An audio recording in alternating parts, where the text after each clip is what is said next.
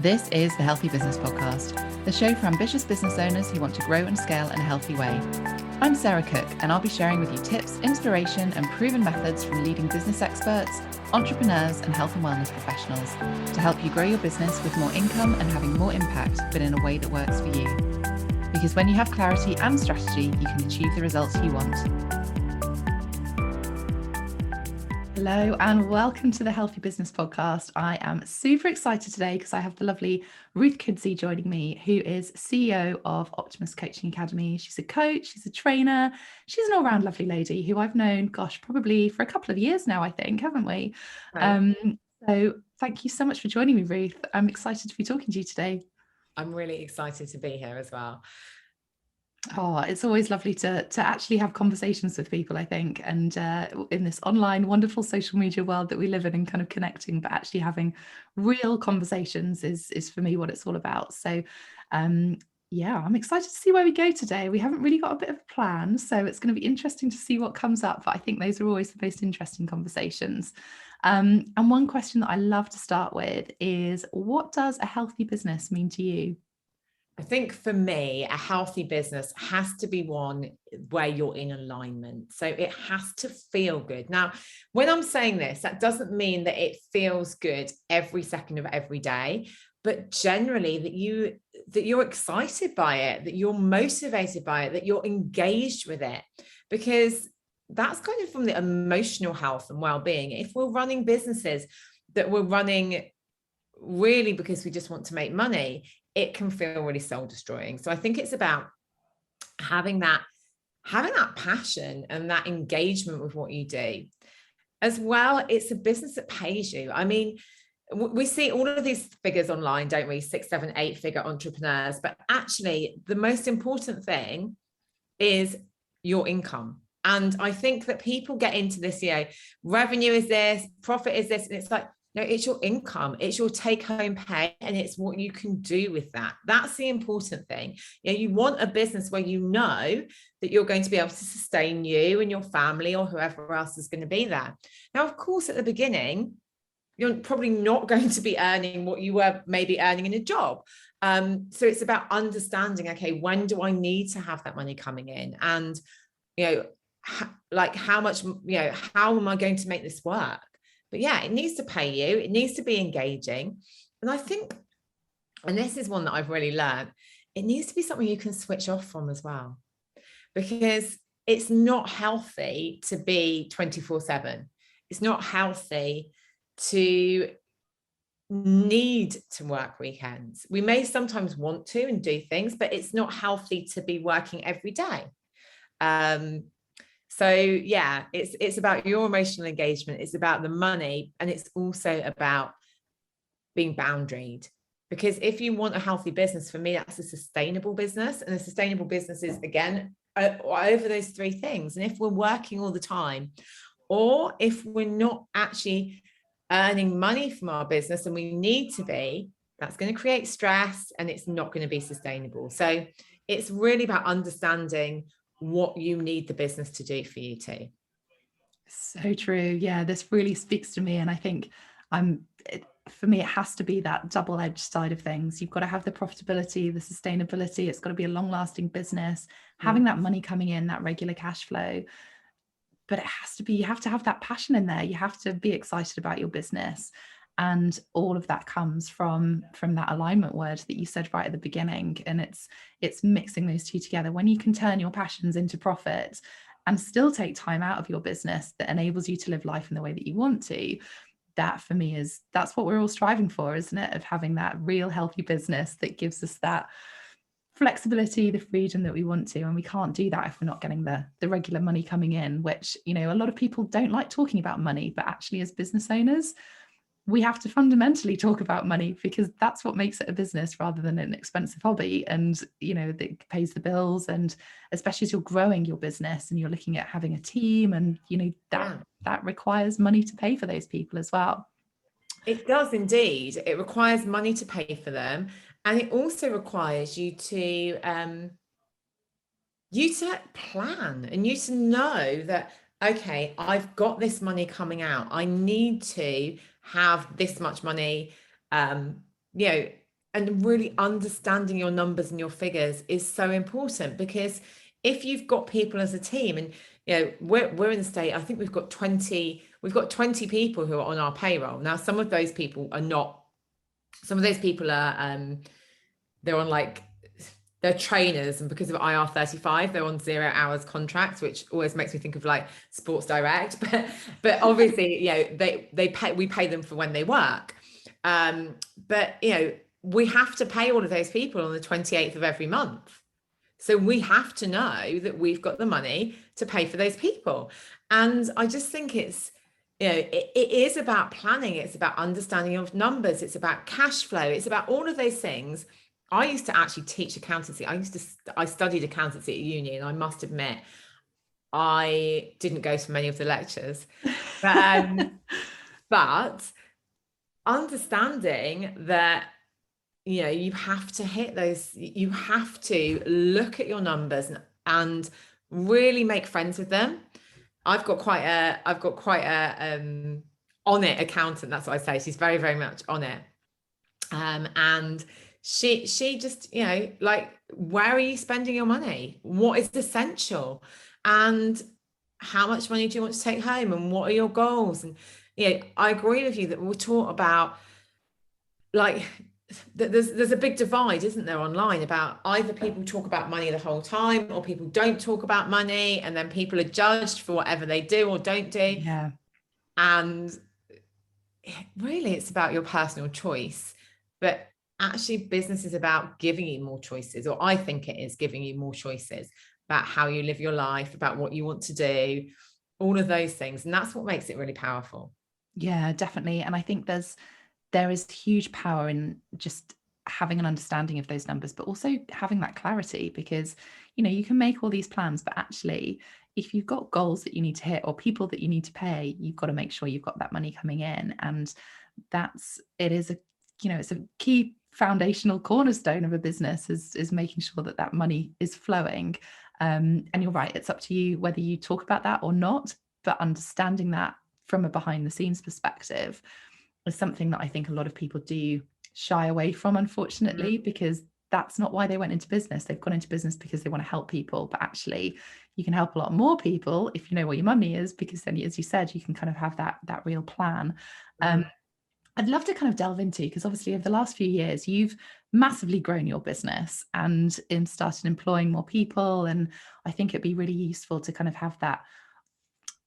The word scale is different for different people and growth is different for different people. But I think just hearing your story would be really interesting to see how relatively quickly you've gone from, being in the teaching world to actually moving into the coaching space, and then, having quite quick growth in relative terms. Yeah. I mean, so 6 years ago, I decided that I was going to set up my business. So, and it was very much done from, I've been coaching for years within my role. I was a senior leader at secondary school, and I've been coaching, doing lots of leadership coaching, both within my organization, but also outside. I've been coaching at the National College of School Leadership, which doesn't exist anymore, but I've been doing some stuff with them and some other programs. So I knew that I wanted to be a coach. I knew that I loved it, but I really didn't know. And this is ironic, because I was actually a business teacher. I really didn't know that much about the online world. So I made the choice to start up my business. And I got my first paying client. So I talk about that as probably being my first, really, when I properly started in April the next year, so April 2016. And, it was such a huge learning curve, because it was so different, but I had a really strong motivation. I was pregnant at that time with my second daughter. And I knew, because I'm quite good at looking into the future, I knew that I couldn't be the mum that I wanted to be doing the job that I was doing. Because when they were little, it was like they could be at nursery if they wanted to from 7:30 to 6 p.m, which I wouldn't have wanted to do. But when they got older, I realized that there's no way I could ever drop them off or pick them up and do my job. And I remember actually asking my head teacher at the time if he would consider flexible working, if he considered maybe I could come in, do 2 half days, so do 4 days, but do 2 half days a week. And it was just a straight no. And really, I'm glad that it was, because it was very, for me, it was like, I'd had this career for 12 years. I'd done really well. I was a really young deputy head teacher. I was early 30s. But I knew that I didn't want to become a head teacher. And so that was meant to be my trajectory. And then I was like, So coming into the online world was very, very different. I dallied in businesses before, but this was, completely different. So definitely a lot of growth. I didn't work full time in my business so the first year I was kind of on maternity leave and working. And then I kind of was doing like 3.5 days a week for, I think, the second year. And I was really focusing on coaching. And I think it took me about a year. I was doing one-to-ones, and I was doing some online programs, like online courses. And then I added a membership, which I just closed yesterday. So I did that for 4 years. And then I had I did like masterminds. I did masterminds for about 3 years. I did a group program. So I did all of these different things. And definitely it was like evolving when I was evolving. But I had this thing in my head. What you're really good at is training and teaching. And the coach training industry in the UK, there's definitely a gap. And I knew that from being in it. So about 2 years ago, I was like, okay, I'm going to start a second business. I've got my coaching business. I'm doing, that's doing well. It's, I've got consistent clients. I've got consistent income. I had a full-time assistant, and I have various other people working for me, like social media and, designers and stuff. And I was like, right, I'm going to do a second business. And so in 2019, I started a training business. And I'd always thought that it was going to be a hybrid, online and offline. So we're going to start offline, and then we're going to do online. And then we met in March 2020, the beginning of March. And then obviously the whole world closed down. The world of COVID hit, right? The world of COVID hit. But that was a really interesting time, actually, because I was training people to become coaches.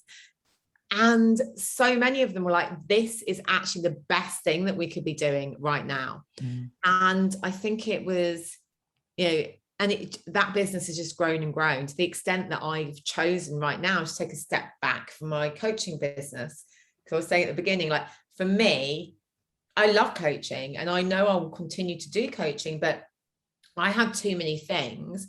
And what I realized is now I need to be a leader again. Now I need to manage my team. I've actually got 2 directors in the business, marketing director, who just happens to be Mr. Kudzi, but also I've got a coach training director. He manages all the training and the trainers and all of that thing. But I need to give them time. And I was just finding that when I was doing the coaching business and the training business, my time was getting really squeezed, and I didn't want to be not able to show up for clients. So I think when you're scaling, there's so many things, like there's so many ways to do it.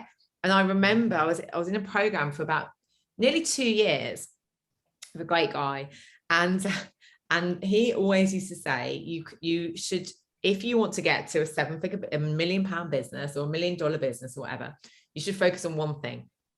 And I remember just being like, oh yeah, whatever, even though there were so many examples in front of me of people who did that and were successful.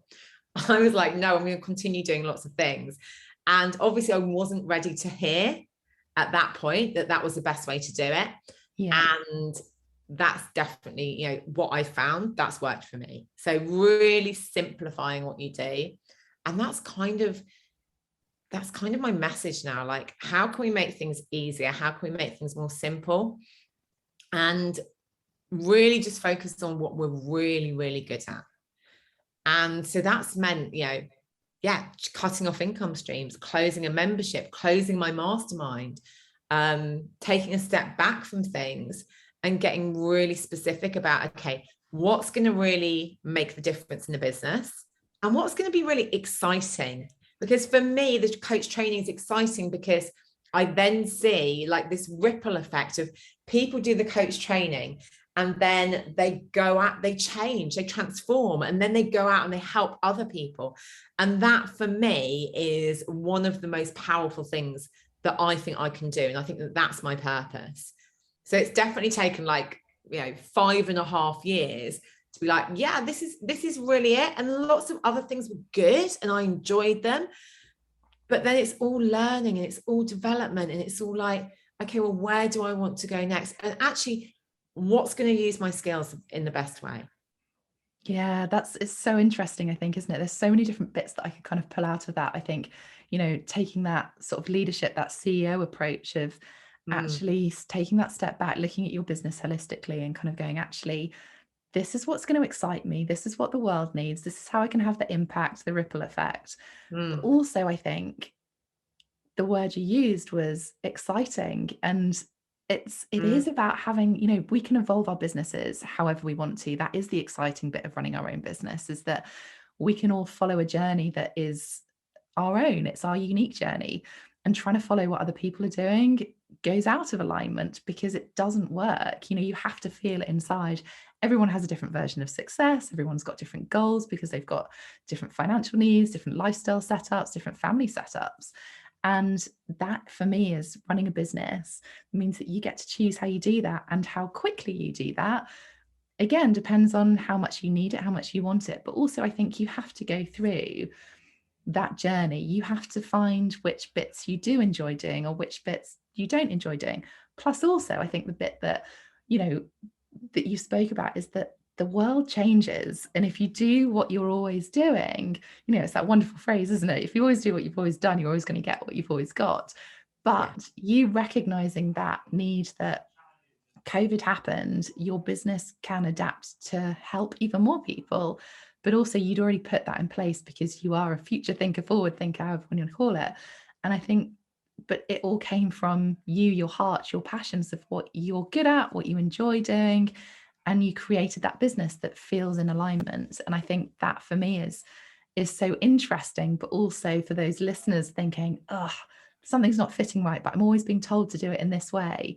Go back to what you enjoy doing. Go back to, the stuff that you actually really love to do, because marketing can be done in so many different ways. Your products and services can be done in so different ways, but actually that alignment piece, that leadership piece, a combination of that, I think is what really enables people to scale, enables people to grow their businesses. I've had a big shift of kind of my business, and I'm so excited about it again. And not that I wasn't excited, but I think you can get stuck following a path sometimes, and it's not until something happens that you then really reassess things, or force yourself to have a check-in with yourself and kind of go, actually, I can do it however I want to.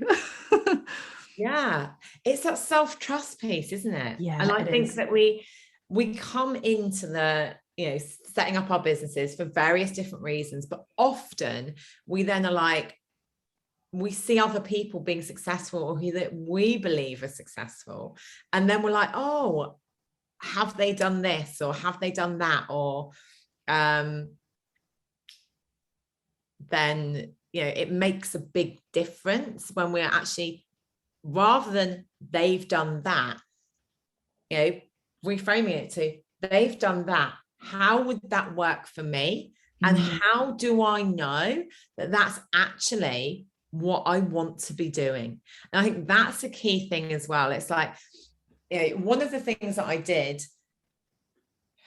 I think like about 2 years ago, is I just stopped following loads of people on Facebook, and I don't really go on my Facebook feed, because I find that you can just get, first of all, I found it quite triggering. I found it made me a bit anxious, because I found at that point, and actually I've seen this again recently, that a lot of people are quite like, there's quite a lot of like negativity there. Yes. And I find that really difficult, because then it gets you into that, oh my gosh, well, if I post this, someone might disagree. And I'm like, I just don't want to be in that energy. I'm not available for that. But also there's people celebrating, which I completely think, great, celebrate, but it isn't always helpful to us when we're looking at it, because we're like, oh, well, maybe we should do that. Maybe we need to have like a high ticket offer, or this or that, or this, or a membership, but we don't. And I think the more that we acknowledge that we can do it our way and trust ourselves, the more it's going to make a difference for us. It's such a huge part is mindset, isn't it? And just in that, going into that self-trust, that self-belief, the growth mindset that we were talking about before we came online actually and started recording, of, you know, actually just being open to change, being open to evolving and trusting that process is the right way. And I know that's easier said than done. So I know lots of listeners will be like, okay, fine. It's easy when you've got to a certain financial income that you can trust that. But actually, you're going to be much more aligned. It goes back to that alignment again, doesn't it? Of actually, you know, if you're enjoying what you're doing, you show up in the ways that you want to, and you're serving the people that excite you and that you get the most from, they're going to get the results that you want them to, and so are you. And that's when that kind of cyclical thing happens in a positive way, rather than feeling drained by things, whether that's product, services, or even clients. Then yeah, it has that sort of ripple effect that you want it to, and the impact that you want it to. So yeah, no, it's lots of big learnings there, I think.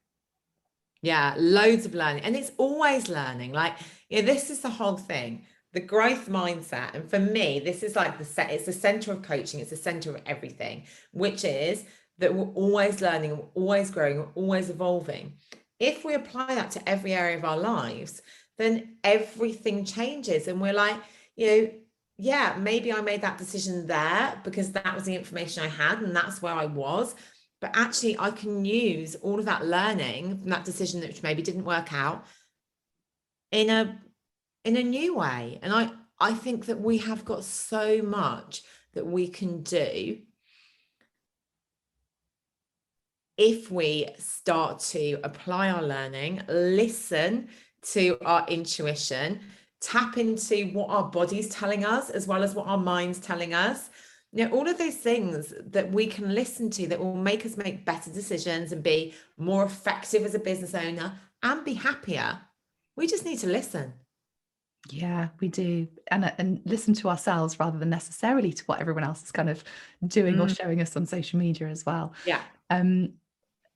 One of the things that I'd kind of wanted to pick up on there was that kind of happiness and feeling happy inside as well, because it is hard when you're running your own business, when you, especially if you're on your own and you're before that point of kind of really scaling, of feeling like you are working on your business all the time, that you aren't able to take that time out. And how would you encourage people to move into that space of boundaries, is the word that you used as well, of kind of setting those boundaries that creates that happiness but still allows you to grow? So what I would say is, even if it's just you, this is going to sound a bit crazy, even if it's only you, I would really consider, really consider having a meeting with yourself every single week as if you're the CEO and going through like what's worked, what hasn't, where have you been successful, what have you learned, and start to give yourself that time where you can start to look at your business and be analytical. And I would include in those meetings, I would look at your quarterly plan, having a quarterly plan. So, you know, every quarter, what's my goal? What do I want to achieve? I always do like, how do I want to feel? What needs to be different? I love doing visualization. So I love like, you know, stepping to the end of the quarter and like really reflecting on where I am and what I've learned, because I think that really helps and it builds a new neural pathway as well. So you start to believe that you can do it, and that's building a neural pathway. But equally, you know, have your yearly plan and review it. Like actually sit down and look at it and look at how you're spending your time. And in those meetings as well, be really honest with yourself. Okay, well, let's look at my stats. Like I've spent 3 hours on Facebook this week. I've got no leads from Facebook. Okay, so what have I been doing that has been effective and intentional? And if you can do this, the thing is that if you can be really intentional about looking at how you spend your time and having that weekly meeting with yourself, then it's going to give you more space for creativity. And I would say as well around boundaries, being really clear about when you do and don't work. So I've got an assistant now, Sonia, and I'm really clear. So I don't start work until 9:30, which means I can go for a run or a walk every day after dropping my kids off. And then there's I finish work at 3:00, 3 days a week, unless there's something really significant. If there was I've been asked to speak at something, or then we'd look at that. But she knows that's where it is. And then sometimes I do evening work. But it's about being really clear. And then this time is time for X, and this time isn't. And so then if you know that, then you can say yes or no to decisions. And I'm going to speak to the people at the beginning here, because I learned this. So at the beginning, I've already said, I was basically on maternity leave at the beginning, but working. And I remember somebody said they really wanted to meet me for coffee, and they couldn't speak to me on the phone, and they wouldn't tell me what it's about. So I went to meet them for coffee, and I used to live in South London. So it took me about 45 minutes to get there. It was raining loads. I then couldn't find anywhere to park. I find stuff like that really stressful. Cortisol levels were really high, I'm sure. Ended up getting a parking ticket, went and met her for coffee. Basically, she wanted a business like mine, and she wanted me to tell her for free about how I'd done it. Okay, fine. But I'd spent all of that time and energy getting there, and then I'd driven home, and that was, all in all, my daughter was in nursery for 4 hours, and that was basically all I did that day. Now, that wasn't that lady's fault. It was my fault for not having boundaries. It was my fault for saying, yes, I'll come and meet you, without you telling me what it's about. No, I'm really sorry, but I'm not going to come and meet you unless you tell me what you want to talk about. And equally, can we have a phone call or a Zoom call first? And that was just a massive learning for me. And I think as well at the beginning, you get really nervous, don't you, that if you don't work all the hours, your clients are going to go with someone else. But I just don't think that's true. If your clients want to work with you, they will work with you. And, we just tell ourselves these stories, don't we? Yeah, that was one of my trigger points as well, actually, when I met someone for a coffee and then turned into them wanting a kind of a business strategy session. And I was like, oh, big learning for me. But I think you're right. And actually, I think we feel like we need to justify things as well, don't we? And we feel like we need to justify our hours. And I think it's almost taking that ownership, that leadership role again of going, actually, these are the hours that I'm working, or these are the hours that I'm available. You don't have to say what else you're doing outside of those hours, but you could give them some alternatives and say, look, I can see you or speak to you during this time, but I can't do during X, Y, and Z time. And you don't need to justify that. That's the time you're available to speak to them. And I think if we get more into that kind of mindset, yes, but actually from a boundary setting perspective, and not only do you feel more comfortable with your business, you get more out of it, they get more out of it because you're at your highest energy levels. And it has that kind of, it has the trickle effect, because then actually you then attract those people who respect those boundaries, that aren't going to message you at 10 o'clock at night and expect an answer straight away, because they already know that you don't work at that time or that you won't respond. And I think the moment we start responding, then people expect you to then carry on responding, and then they get out of sync because they're like, well, you responded to me once at that time, why are you not doing that all the time? So I think it's that consistency, but also, as you said, it then gives you that choice to say yes or no to things. That there will be times that we have to flex those boundaries. There will be times where we want to flex those boundaries and say yes to a speaking gig, or do a training in the evening because we've taken the day off to do something else. That's all okay. But I think you're right, it's having those, being strict with yourself, taking that business owner approach to things, isn't it? Yeah, it really is. And it's interesting that replying, because again, I had a situation with a client, and again, this isn't about the client, where they used to message me a lot. And I used to find it really, really stressful, because I'm like, oh my gosh, they're messaging me so much. Now, what that taught me was actually I need to be really strict and explicit with when you can message me and how long it's going to take me to get back to you and all of those things, because otherwise, I'm getting stressed out and it's not a good relationship. And it was a learning. It's always a learning. Everything that we do, we're learning as business people, and we're growing, and we're getting into stepping into like actually being business owners. And I think this is probably the whole thing, isn't it, of today, that it's about actually stepping into being a business owner, not only running a business. Yeah, exactly. No, I totally agree. And what I loved there is you gave an example with your daughter being at nursery. And one of the things that, we hear this phrase work-life balance being bandied around so much, but for me as a business owner, it's not a balance between the two, because when you're running your own business, your work is part of your life, and it's life. It's not a balance between work and life. It is life, and your work is part of that. And that's where those boundaries bits comes in really, really key, because you have to enjoy what you're doing. It goes back to this passion again, doesn't it? Feeling excited about what you're doing, running your business in a way that enables you to still live your life in the way that you want to, have those flexibility, being able to keep those boundaries, but not work when you don't want to work, but do work when you do want to, with the people that you want to, and taking that time out. One of the things you spoke about was actually learning how to switch off from your business and not working all the hours, not working weekends if you don't want to. And yeah, it's all a choice. I think that's the big thing that's coming through here. It is all a choice, definitely. Yeah. So important, so important. Is there anything, so obviously, we've covered quite a lot today around, stepping into that role as a business owner, that leadership, having boundaries, what it's taken you to scale your business. Is there anything that you've learned other than that, of kind of saying yes to things, or, you mentioned about closing memberships, closing off income streams? Those are big decisions.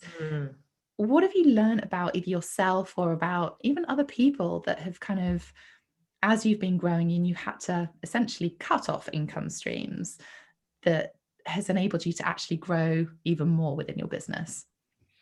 I think that when you make a decision to stop doing something, I think it's absolutely okay. And I've definitely had pushback before where people are like, okay, you've changed your mind. And I'm like, yeah, it's okay to change your mind and evolve. I think as long as you communicate with people, it frees up your time. And you have to really think, what is going to move me forward? Because if you're doing something that isn't, why are you doing that? What is making you stay in that place? And that's so important for us. So it's really about looking at what you're doing, and what you're doing that you're probably doing because you think that you need to do, but it's not exciting you. And a lot of that is about tuning in and taking time away, and like looking at, a great activity actually.